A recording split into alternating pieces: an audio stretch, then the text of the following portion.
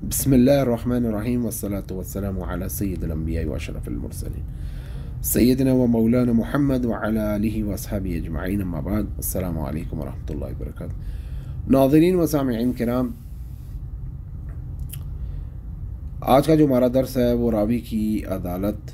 پر جرح کی چوتھی قسم کے متعلق ہے، جسے جہالت بولا جاتا ہے۔ اور یہ جہالت سے مراد اس کا علم نہیں ہے، بلکہ اس کی ذات اور حال ہے، اس کی شخصیت ہے اور اس کا نام ہے، اور اس کی متعدد اقسام ہیں۔ بنیادی قسم کی بنیادی طور پہ ایسے راوی کو مجہول بولا جاتا ہے، مبہم بھی بولا جاتا ہے۔ اور یہ راوی کی عدالت جو وجوہ طعن ہے مختلف، ان میں راوی کی عدالت پر، ان میں سے ایک یہ قسم ہے اور بہت عام قسم ہے۔ اور اس سے پچھلی جو اقسام ہیں وہ ہم ساری پڑھ چکے ہیں کہ راوی کی عدالت پہ جو طعن کی جاتی ہے ان میں 5 قسمیں ہیں۔ ان میں ایک ہے جھوٹ کا ہونا، یعنی نبی علیہ الصلوۃ والسلام کی حدیث میں جان بوجھ کے جھوٹ بولے اور وہ ثابت بھی ہو، ایسی جرح ہو جسے اس پہ راوی پہ جو طعن ہے اور جرح ہے وہ کذب کی ہے، کہ فلاں راوی جو ہے کذاب ہے، وضاع الحدیث ہے، وادع الحدیث ہے، افتراء کرتا ہے نبی علیہ الصلوۃ والسلام پر، جھوٹ بولتا ہے نبی علیہ الصلوۃ والسلام کی حدیث میں، اور وہ ثابت بھی ہو، اور اس کے اس بات کی اس کے اور بہت سے قرائن ہے کہ راوی خود اقرار کر لے اور وغیرہ، یا حکمی طور پہ وہ اقرار کر لے وغیرہ۔ اس کی ہم نے پوری بحث پچھلے اسباق میں پڑھی ہے۔ دوسری قسم راوی متہم بالکذب ہو، جھوٹ بولنے کی اس پر تہمت ہو، اور جھوٹ ہو یعنی عام طور پہ روزمرہ کی زندگی میں جھوٹ بولتا ہو لیکن حدیث میں ثابت نہ ہو۔ تیسرا اس کا فاسق اور فاجر ہونا، کبیرہ گناہ کرتا ہو لیکن ظاہری اعمال میں، عقائد میں نہیں، ظاہری اعمال میں وہ فاسق فاجر ہو، کبیرہ گناہ کرتا ہو، صغیرہ میں صغیرہ بھی کرتا ہو، اگر صغائر ہوں تو اس پہ اصرار کرتا ہو، ٹھیک ہے، تو یہ بھی کبائر میں شمار ہو جاتا ہے محدثین اور بعض علماء کے نزدیک، لیکن بنیادی طور پہ وہ کبیرہ گناہ کا مرتکب ہو۔ اور ظاہری اعمال، ظاہری جوارح ہیں جو انسان کے جسمانی اعضاء ہیں، ان سے اس کے گناہ صادر ہوتا ہے۔ حالانکہ جھوٹ بولنا بھی کبیرہ گناہ میں آتا ہے، لیکن چونکہ وہ ایک بہت بڑی جرح ہے، بہت بڑی غلیظ اور شدید طعن ہے، تو وہ محدثین نے علیحدہ سے بیان کی ہے، وضع الحدیث کی، یا کذب کی، کذاب وضاع وادع الحدیث ہونے کی، یا محض جھوٹ کی، متہم بالکذب کی، محض عام طور پہ جھوٹ بولنے۔ تو یہ ایسے راوی کو جو کبیرہ گناہ کرتا ہوں ظاہری اعمال میں، اس کو فاسق بولا جاتا ہے، اور اس پہ یہ فسق کی جرح ہوتی ہے۔ ابھی چوتھی ہے جہالت کی جرح۔ آئیے چلتے ہیں اپنے مقدمے کی طرف۔ علامہ شاہ عبدالحق محدث دہلوی رحمۃ اللہ علیہ فرماتے ہیں اپنے مقدمہ فی اصول الحدیث میں، کہتے ہیں اما جہالت الراوی فإنه أيضا سبب للطعن فی الحدیث۔ کہتے ہیں اور بہرحال جو راوی کی جہالت ہے تو بس بے شک وہ بھی ایک سبب ہے حدیث میں طعن کا، یعنی حدیث کی سند اس سے مراد ہے۔ کیوں؟ کہتے ہیں لأنه لم يعرف اسمه وذاته لم يعرف حاله۔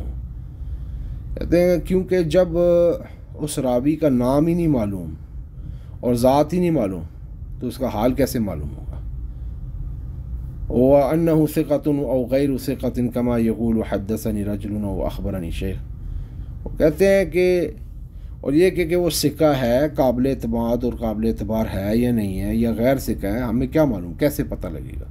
جیسا کہ وہ کوئی محدث کہہ دیتا ہے یا حافظ الحدیث کہہ دیتا ہے، راوی کہہ دیتا ہے حدثنی رجل، ایک مرد نے مجھے روایت کی، بیان کیا، خبر دی، ٹھیک ہے، او اخبرنی شیخ، یا شیخ نے مجھے خبر دی، یعنی استاد نے۔ شیخ کا ویسے لغت کے اندر معنی بڑا شخص بھی ہوتا ہے، یا یہ ایک لقب کے طور پہ، ٹائٹل کے طور پہ بھی استعمال ہوتا ہے، جناب بخدمت جناب، جناب عالی، رسپیکٹ کے طور پہ، جسے آپ انگلش میں سر بھی کہتے ہیں۔ اور شیخ اصول حدیث کی اصطلاح میں استاد کو بھی بولا جاتا ہے۔ تو اب کون ہے شیخ، کیسا شیخ، ہمیں تو کچھ معلوم نہیں، کسی کو کیا معلوم؟ یا ایک مرد نے روایت کی، بیان کی، خبر دی، کون ہے وہ مرد، کہاں کدھر سے، مسلمان ہے بھی کہ نہیں، کیا پتہ؟ تو ایسے راوی کو مبہم بولا جائے، مجہول بھی بولا جاتا ہے اور مبہم بھی بولا جاتا ہے، جیسے کہ آگے وہ فرماتے بھی ہیں وَيُسَمَّ هَذَا مُبْهَمًا، ایسا راوی مبہم کہلاتا ہے۔ فرماتے ہیں وحدیث المبہم غیر مقبول الا ان یکون صحابیا لانہ معلوم، کہتے ہیں کہ مبہم راوی کی حدیث یعنی مجہول راوی کی جو حدیث ہے وہ غیر مقبول ہے سوائے اس صورت میں وہ صحابی ہو، کیونکہ وہ سب کے سب عدول ہیں، یعنی صحابہ کرام جو ان سے ہیں روایت کرنے میں، روایت حدیث کرنے میں سب کے سب سچے اور عادل ہیں، ان کی قبول کر لی جائے گی۔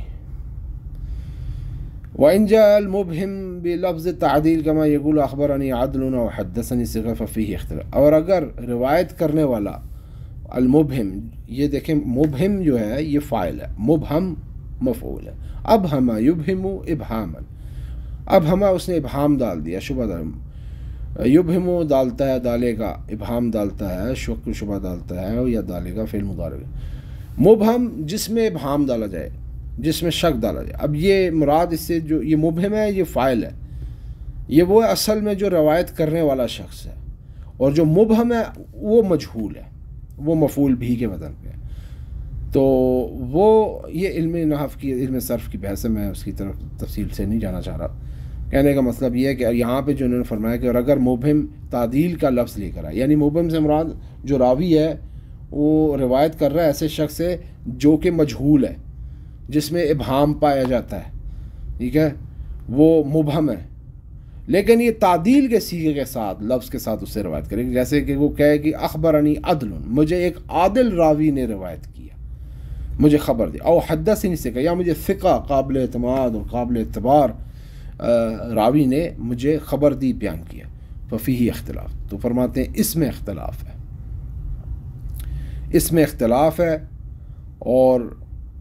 آگے وہ فرماتے ہیں کہ صحیح مذہب یہی ہے انہ یقبل لانہ یجوز ان یکون عدلا فی اعتقادہ لا فی نفسہ، انہ والاصح انہ لا یقبل، اور صحیح مذہب یہی ہے کہ ایسے راوی کو قبول نہیں کیا جائے گا جو کہ بھلے وہ کہہ رہا ہے کہ مجھے ثقہ نے بیان کیا، مجھے عادل نے بیان کیا ہے، لیکن وہ جو مجہول راوی ہے اس کی روایت کو، وہ مبہم راوی جو ہے یا مجہول راوی ہے اس کی روایت کو قبول نہیں کیا جائے گا، کیونکہ یجوز لأنہ یجوز ان یکون عدلا فی اعتقادی ولا فی نفس الامر، کہ یہ بات ممکن ہے، جائز ہے کہ وہ راوی اس کے اعتقاد میں، اس کے نقطہ نظر اور اس کے نزدیک عادل ہو، وہ ثقہ ہو، لیکن حقیقت میں وہ ایسا نہ ہو۔ وَإِنْ قَالَ ذَلِكَ إِمَامٌ حَاذِقٌ قُبِلَ، اور اگر یہ بات کوئی ماہر امام بات کرے کہ مجھے ایک ثقہ راوی نے، مجھے ایک عادل راوی نے روایت کیا، ثقہ راوی نے خبر دی ہے، تو پھر اس صورت میں قبول کیا جائے گا۔ یہ تھی جہالت کی بحث۔ اب ہم اس کی شرح کی طرف آئیں گے، اور ہم ابتدا سے پہلے فقرے سے اس کی شرح کی طرف آئیں گے، جس میں ہم اس کی متعدد اقسام بھی پڑھیں گے کہ اصل میں مجہول جو ہے، ایک تو بنیادی ہو گیا مجہول جسے مبہم بھی کہا جاتا ہے، ٹھیک ہے۔ اب ہم آئیں گے مجہول کی اقسام پر۔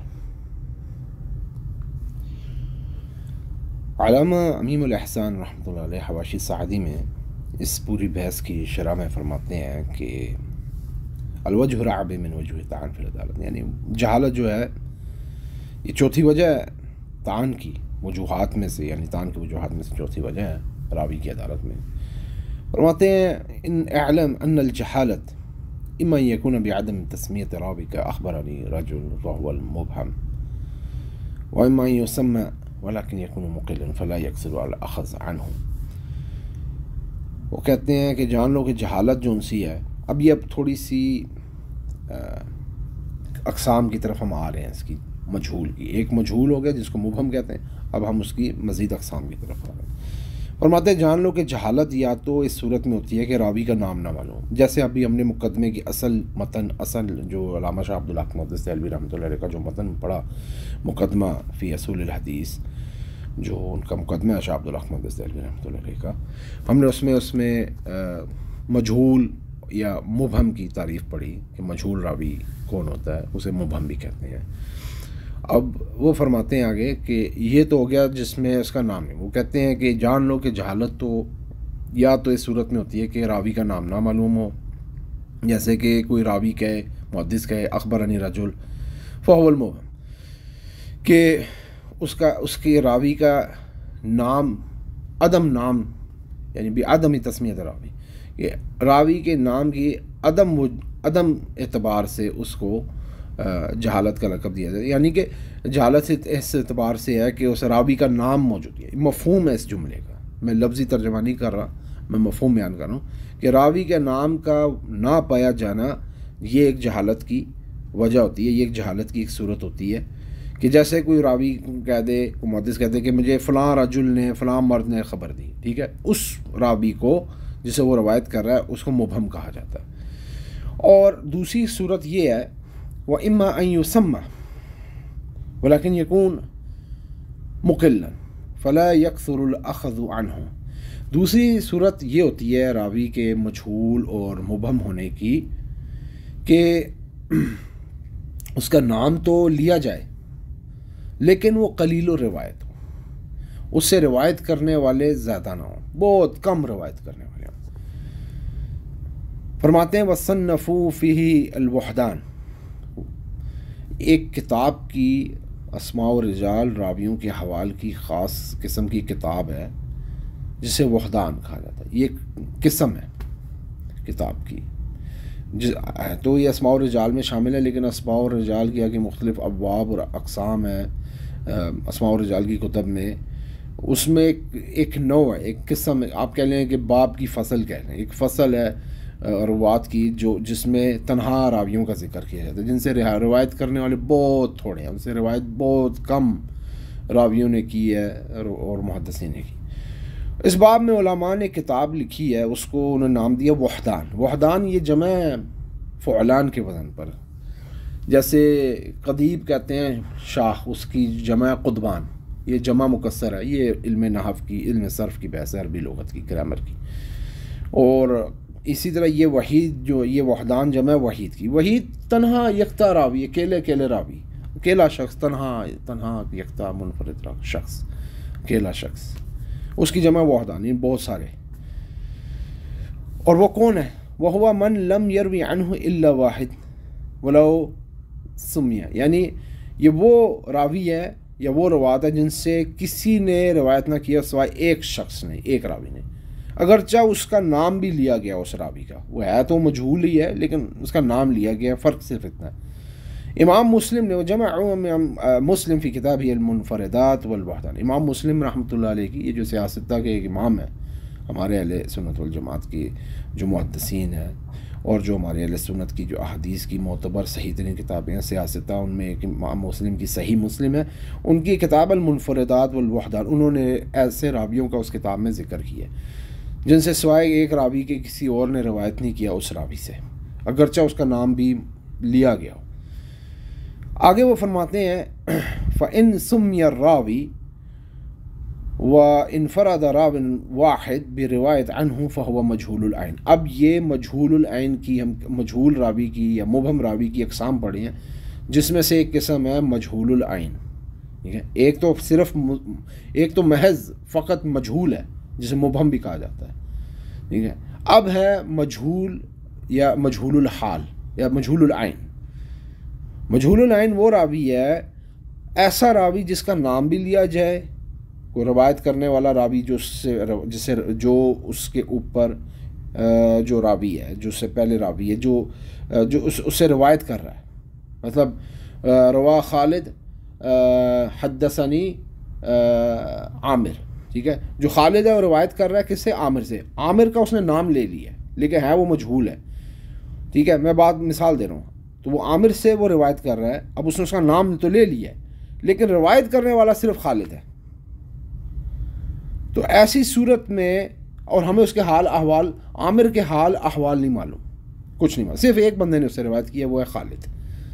وہ راوی کا نام ہے، میں مثال دے رہا ہوں، اور جو جس سے روایت کر رہا ہے وہ مجہول ہے، اس کا نام ہے اس نے لیا ہے خالد نے، اس کا کہتا ہے کہ مجھے عامر نے روایت کی ہے، ٹھیک ہے، نام لے لیا. اب یہ نہیں کہا کہ ایک مرد نے مجھے روایت کی یا شیخ نے روایت کی، یہ نہیں کہا، بلکہ اب نام لے لیا. تو کہتے ہیں کہ فَإِن سُمِّيَ الرَّاوِي وَانْفَرَدَ رَاوٍ وَاحِدٌ بِالرِّوَايَةِ عَنْهُ فَهُوَ مَجْهُولُ الْعَيْنِ. تو ایسے راوی کو جس کا نام بھی لیا گیا ہو اور اسے روایت کرنے والا صرف ایک راوی ہو، تو ایسے راوی کو مجہول العین بولا جاتا ہے. یعنی جس سے روایت کی جا رہی ہے جو کہ مجہول ہے، لیکن اس کا نام لے لیا گیا اور روایت کرنے والا ایک شخص ہے اس سے. ٹھیک ہے، جو میں نے مثال دی کہ خالد نے روایت کی عامر سے، تو عامر ہو گیا، اس کا نام لے لیا گیا، اس سے روایت کی خالد نے اور وہ اکیلا روایت کرنے والا، تنہا روایت کرنے والا. تو ایسے راوی کو یعنی عامر کو مجہول العین کہیں گے، اس کو مجہول العین کہا جاتا ہے. آگے فرماتے ہیں وَلَا يُقْبَلُ حَدِيثَهُ إِلَّا أَن يُوَثِّقَ غَيْرُ مَنْ انْفَرَدَ عَنْهُ عَلَى الْأَصَحِّ. ایسے شخص کی یعنی عامر کی بات ہے، خالد نے عامر سے روایت کی، اس نے کہا جی خالد نے کہا کہ حدثنی یا اخبرنی، مجھے بیان کی، خبر دی، مجھے تحدیث کی، یا مجھے خبر دی اخبرنی، اور عامر نے، تو عامر کی یہ حدیث قبول نہیں کی جائے گی سوائے صورت میں کہ خالد کے علاوہ کوئی اور شخص اس راوی کی توثیق کرتے ہیں کہ یہ راوی جو عامر ہے یہ ثقہ راوی ہے، یہ عادل راوی ہے، اور یہی علی الاصح صحیح مذہب ہے. اور ایسے مجہول راوی کو مجہول العین کہا جاتا ہے. آگے وہ فرماتے ہیں وَإِن رَوَى عَنْهُ اثنان فصاعدا ولم يوثق فهو مجهول الحال وهو المستور وقد قبل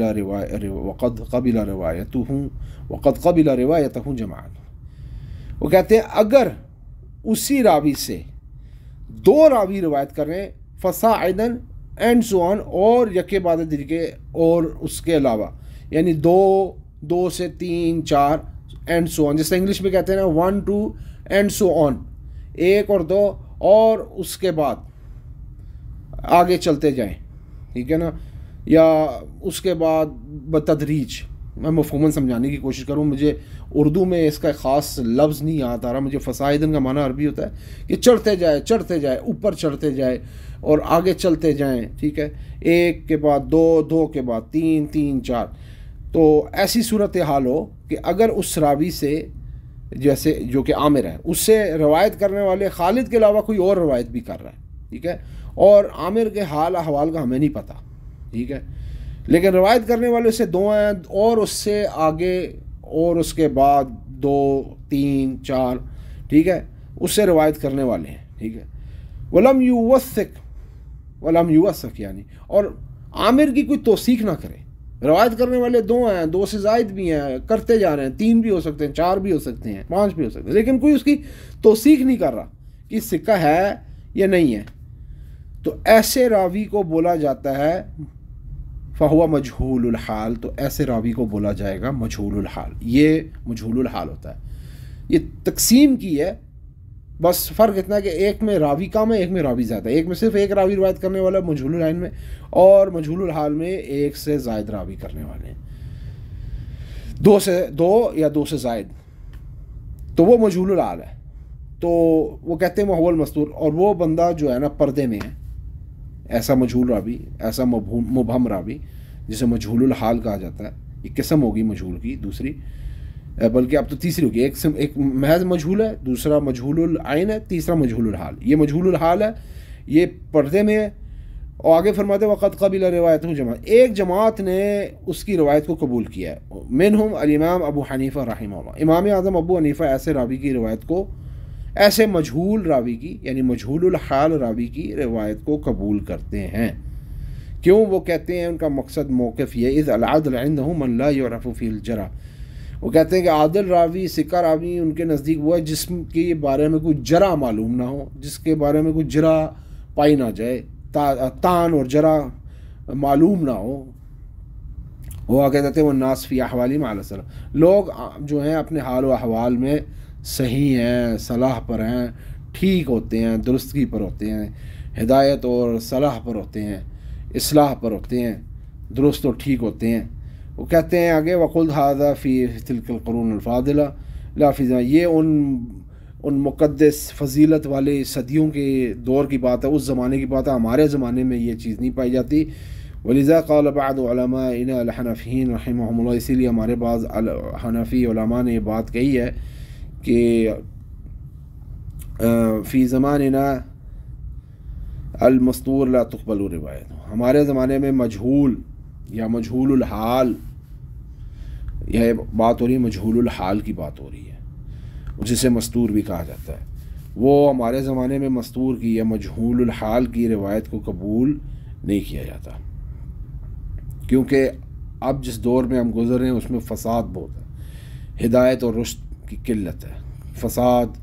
اور خرافات اور گمراہیاں بہت ہیں. واللہ عالم. اس کے اوپر امام ابن حجر اسقلانی نے بھی سیر حاصل بحث کی ہے نزہۃ النظر میں، شرح نخبۃ الفکر کے اندر،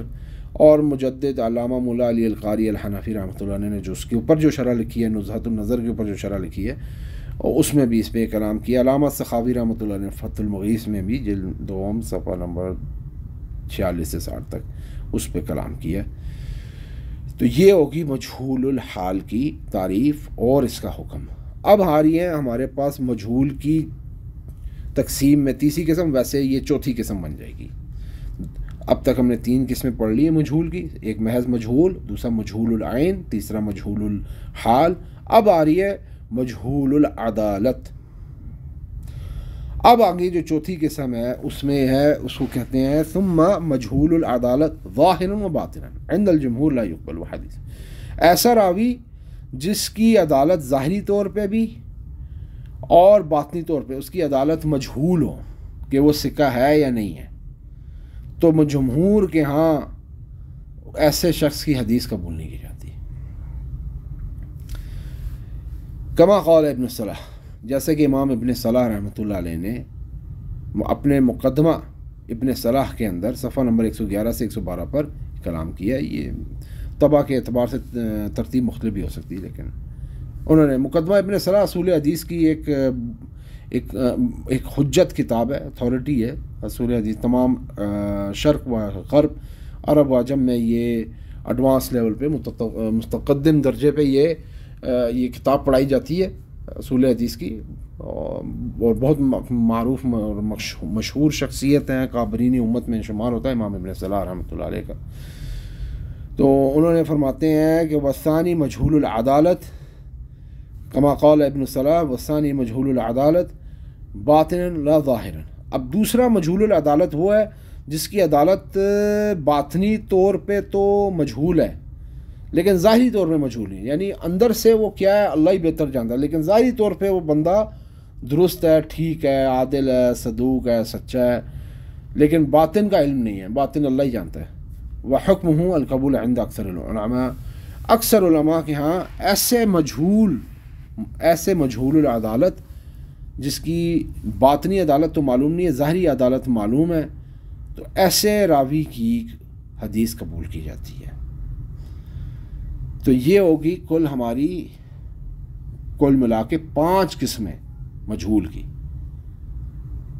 کل ملا کے 5 قسمیں ہوگی تقریباً. مجہول العین، مجہول الحال، پھر چوتھی مجہول العدالت، اور مجہول العدالت میں بھی آگے 2 قسمیں، بلکہ ان کو میں ایک ہی میں شمار کر کے 5 کر سکتا ہوں اس کو اگر اس طریقے سے دیکھا جائے کہ مجہول عدالت ظاہری اور باطنی، اور مجہول عدالت باطنی نہ کہ ظاہری. تو یہ 5 قسمیں ہو گئیں مجہول کی. آگے ہم مقدمے کی اندر اگلے حصے پہ جاتے ہیں جہاں پہ علامہ شاہ عبد الحق محدث دہلوی رحمۃ اللہ علیہ نے فرمایا ہے کہ جو مبہم راوی ہے، جو محض مجہول ہے، جو پہلی قسم ہے راوی کی مجہول کی، جسے مبہم بھی کہا جاتا ہے، اس کے متعلق انہوں نے جب یہ فرمایا کہ حدیث المبہم غیر مقبول، مبہم راوی کی حدیث قبول نہیں کی جاتی سوائے صورت میں کہ وہ صحابی ہو، کیونکہ وہ عدول ہیں. شرح میں بھی اس کے بارے میں بحث میں جانے کی ضرورت نہیں ہے، لیکن پھر بھی وہ فرماتے ہیں لأن من شرائط قبول خبر عدالت راوی، کہ خبر کی قبول کی شرائط میں سے یہ کیونکہ ضروری ہے کہ راوی کی عدالت معلوم ہو. جس کا نام ہی مبہم ہو تو اس کی ذات کا کیا پتہ لگے، اس کی عدالت کا کیا پتہ لگے. وہی بات ہے جو ہم نے بھی پڑھی ہے.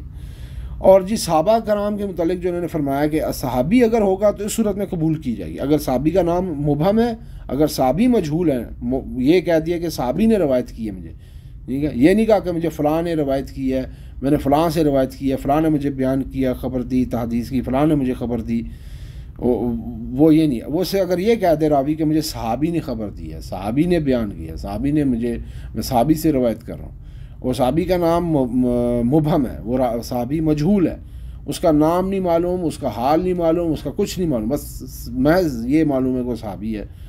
تو اس صورت میں قبول کی جائے گی، کیونکہ صحابی جو ہیں سب کے سب عدول ہیں. روایت حدیث میں نبی علیہ الصلوۃ والسلام سے، وہ روایت حدیث میں نبی علیہ الصلوۃ والسلام سے روایت کرنے میں وہ سچے ہیں، عادل ہیں. لیکن اس کا مطلب یہ نہیں ہے کہ وہ معصوم ہے. یہ بھی شارح علیہ رحمہ نے فرما دی ہے کہ لیس المراد بعدالتہم ثبوت العصمت لہم، اس سے ان کی عدالت سے، یہ عادل ہونے سے ان کی، یا ان کی عدالت سے صحابہ کرام کی عادل اور ثقہ ہونے سے یہ مراد نہیں ہے کہ وہ معصوم ہے یا ان سے گناہ سرزد نہیں ہو سکتے، یعنی ان سے وہ استحالت المعصیت منہم، کہ ان سے جو ہے وہ محال ہے کہ ان سے نافرمانی ہو یا گناہ سرزد ہو، یہ محال ہے. یہ اس سے مراد نہیں ہے. صرف اس سے مراد یہ ہے کہ وَإِنَّمَا الْمُرَادُ قبول روایاتہم من غیر تکلف البحث عن اسباب العدالت والتزکیہ. صرف اس سے مراد یہ ہے کہ ان کی روایات کو قبول کیا جائے گا بغیر کسی تکلف بحث کے، اور ان کے تزکیہ اور عدالت کے اسباب کی تلاش میں جو تکلف کیا جائے اس کو ترک کیے ہوئے بغیر ان کے، مطلب کہ آپ ان کی کہیں کہ ان کے وہ کتنے نیک تھے، کتنے صالح تھے، ان کی عدالت کس درجے کی تھی، ان کی عدالت کی اور پاکی، زہد، تقوی اور تزکیہ کے اسباب کی متعلق بحث کرنے میں تکلف نہیں کیا جائے گا، صرف اور صرف ان کی روایات کو قبول کیا جائے گا. ایسے ہی علامہ سخاوی رحمۃ اللہ فتح المغیث میں بھی فرمایا ہے، امام انباری سے نقل کرتے ہوئے. خیر باقی اس میں تفصیل بہت ہے، آپ ان کتب کو جب مطالعہ کریں گے، ظفر الامانی، اس میں آپ کو اس کے متعلق نام پڑھتا رہ جائے کہ وہ عدالت سے مراد بعض اوقات یہ بھی ہوتا ہے کہ جان بوجھ کے جھوٹ بولنے سے اجتناب کرنا روایت میں، اور انحراف کرنا ایسی چیزوں سے جو کہ والانحراف فيها بارتكاب ما يوجب عدم قبولیہ وهو المراد المحدثین بقولہ الصحابہ كلهم عدول. دیکھیں جی وہی بات ہے، علامہ امام باری نے رحمۃ اللہ علیہ سے جو انہوں نے روایت کیا ہے نقل کرتے ہوئے امام سخاوی رحمۃ اللہ نے، وہ فرماتے ہیں کہ لأن العدالت قد تطلق على التجنب عن تعمد الكذب في الروایت. بعض کیونکہ عدالت کا جو ہے بعض اوقات اطلاق حدیث سے روایت کرنے میں جھوٹ سے، جان بوجھ کے جھوٹ سے اجتناب کرنے پر بھی اطلاق ہوتا ہے، اور اس میں والانحراف فيها بارتكاب ما يوجب عدمه، اور ایسی چیزوں سے انحراف کرنا، ایسے اعمال سے ارتکاب کرنا جو کہ حدیث کو، روایت کے عدم قبول کو واجب کرے، ایسی امور سے انحراف کرنے پر بھی اطلاق کرتا ہے. تو وہی مراد ہے محدثین کی، ان کے قول سے ان کی یہ مراد ہے کہ صحابہ کلہم عدول. واللہ عالم کے جو صحابہ محدثین یہ کہتے ہیں کہ صحابہ سب کے سب جو سے ہیں وہ عادل ہیں، عدول ہیں، تو اس سے مراد حدیث کی روایت کرنے میں ہے، اور ایسی ان میں کوئی وجہ نہ پائی جائے، اور نہ ہی پائی جاتی ہے کہ وہ حدیث میں جھوٹ بولتے ہیں، معاذ اللہ ثم معاذ اللہ، یا کوئی ایسا عمل یا ایسے ارتکابات کرتے ہیں جو کہ ان کی روایت کو قبول کرنے میں مانع ہے، ان کے عدم قبول کو واجب کرتے ہیں، ان چیزوں سے بھی وہ اجتناب کرتے ہیں. اس سے مطلب ایک اطلاق یہ بھی ہوتا ہے عدالت کا. تو خیر بس میں مختصر آپ کو یہ بتا دوں گا، محدثین یہی ان کا جمہور کا اجماع یہی ہے کہ صحابہ کرام جو ہے نا کلہم عدول، یعنی حدیث کی روایت کرنے میں ان کی حدیث قبول کی جائے گی. ٹھیک ہے، یہی صحابہ اور محدثین کی ان کے اس قول سے. آگے ہم چلتے ہیں کہ یہ جو نے فرمایا کہ اگر وہ کوئی شخص ایسا کہے جی کہ مجھے عادل راوی نے یا حدثنی ثقہ، یہ ہم نے پڑھ لیا ویسے، مجھے ایک عادل راوی نے خبر دی، ثقہ راوی نے بیان کیا خبر دی، تو اس میں اختلاف ہے. مطلب اس طریقے سے کہے جی کہ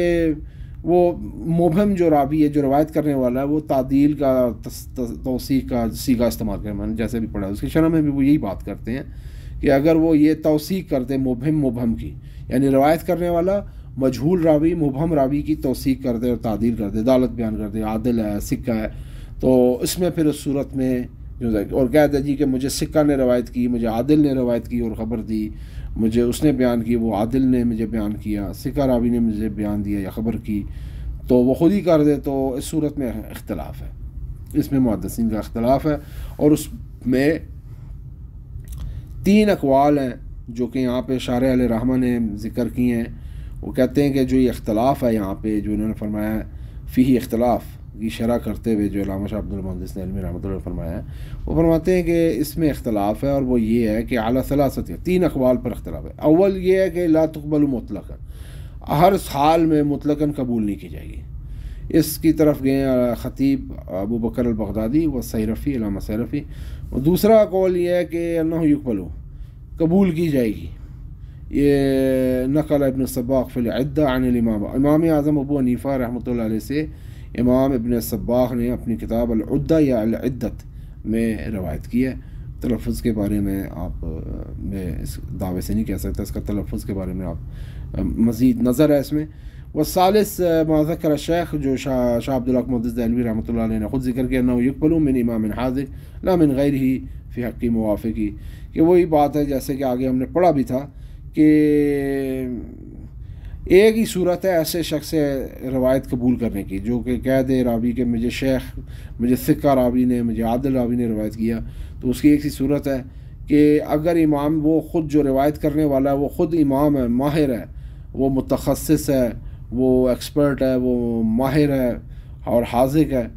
تو پھر ایسے شخص سے تو قبول کر لی جائے گی اس کے حق میں، اس کی نہ کہ اس کے کسی اور شخص سے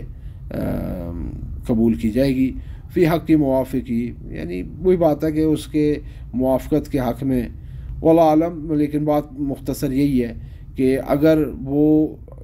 ایسے شخص سے روایت قبول، ایسے راوی، ایسے مجہول راوی سے روایت جو ہے، اگر روایت کرنے والا خود ہی توثیق کر دے اور تعدیل کر دے کہ مجھے ثقہ نے روایت کی ہے اور مجھے ایک عادل راوی نے روایت کی ہے، اور وہ جو روایت کرنے والا وہ ماہر فن ہے، ایکسپرٹ ہے، امام حاذق ہے، امام ماہر ہے، ٹھیک ہے، وہ کوئی عام شخص نہیں ہے، تو ایسے امام سے جو ہے اور ایسے راوی سے روایت قبول کر لی جائے گی، مجہول راوی کی روایت. ورنہ یعنی مجہول یا مبہم راوی کی روایت قبول کر لی جائے گی اس امام سے، کیونکہ وہ امام جو روایت کرنے والا وہ خود بڑا قابل ہے، جید ہے، ایکسپرٹ ہے، متخصص ہے. تو ایسے امام سے حدیث اس مجہول راوی کی قبول کر لی جائے گی جس کو اس نے کہا کہ یہ سکہ ہے، مجھے سکہ راوی نے بتایا، نام نہیں لیا، اس نے کہا مجھے سکہ اور عادل راوی نے روایت کی ہے، ٹھیک ہے، وہ مجہول ہے. تو اس امام حاذق سے، ماہر امام سے اور اس جید امام سے، متقن امام سے قبول کر لی جائے گی. اس کے علاوہ کسی اور راوی سے نہیں قبول کی جائے گی اس کے حق میں. تو یہی اس کا خلاصہ لب لباب ہے. اور یہ جنہوں نے قول کیا ہے، اب اس جملے کی طرف آتے ہیں، وَالْأَصَحُ أَنَّهُ لَا يُقْبَلُ لِأَنَّهُ يَجُوزُ أَن يَكُونَ عَدْلًا فِي اعْتِقَادِ لَا فِي نَفْسِهِ. اچھا جی، صحیح مذہب تو یہی ہے کہ ایسے مجہول راوی کی، ایسے مبہم راوی کی جو کہ شیخ خود بھی کہہ دے، تعدیل کر دے اور اس کی توثیق کر دے کہ مجھے ثقہ راوی نے بیان کیا، مجھے ایک عادل راوی نے بیان کیا، اس کے متعلق شاہ عبد الحق محدث نے جیسے فرمایا ہے